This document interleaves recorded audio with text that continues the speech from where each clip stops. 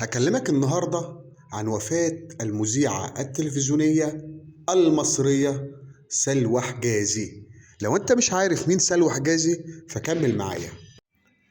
المذيعة والإعلامية سلوى حجازي اللي اتولدت في يوم 1 يناير عام 1933 هي مذيعة للتلفزيون المصري وشاعرة مصرية، وقدمت العديد والعديد من البرامج التلفزيونية: برنامج لوبورتاج، الفن والحياة، سهرة الأصدقاء، عصافير الجنة، والعديد والعديد.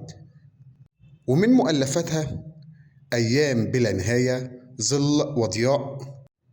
وحصلت على العديد والعديد من الجوائز: الميدالية الذهبية عام 64 من أكاديمية الشعر الفرنسي، وحصلت أيضا على الميدالية الذهبية عام 1965 في مسابقة الشعر الفرنسي الدولي، وكرمها أيضا الرئيس محمد أنور السادات.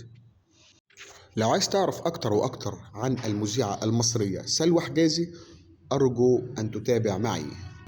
وتوفت الإعلامية والمذيعة المصرية سلوى حجازي زي النهاردة 21 فبراير عام 1973 عن عمر يناهز 40 عام. رحم الله الإعلامية القديرة والمذيعة المصرية سلوى حجازي في ذكرى وفاتها.